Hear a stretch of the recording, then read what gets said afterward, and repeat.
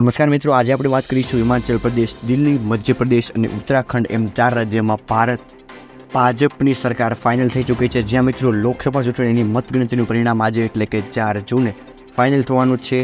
લોકો છેલ્લા 2.5 મહિનાથી ચાલી રહેલી ચૂંટણી પ્રક્રિયા બાદ હવે લોકોની નજર માત્ર ને માત્ર તેના પરિણામ પર જ છે. આ વખતે જ્યારે ભાજપને સંપૂર્ણ બહુમતી સાથે ત્રીજી વખત સરકાર બનાવવાનો વિશ્વાસ છે, ત્યારે કોંગ્રેસના નેતૃત્વમાં વિપક્ષ ભારતીય ગઠબંધન એક્ઝિટ પોલ વિરુદ્ધ પરિણામોની અપેક્ષા રાખી રહ્યું છે. આ દરમિયાન ચૂંટણીના પરિણામોના વલણમાં હિમાચલ પ્રદેશ, દિલ્હી, મધ્યપ્રદેશ અને ઉત્તરાખંડ ભાજપની ક્લીન સ્વીપ નિશ્ચિત થઈ ચૂકી છે. જ્યાં મિત્રો એનડીએ હેટ્રિક મારશે કે પછી ઇન્ડિયા આપશે સરપ્રાઇઝ.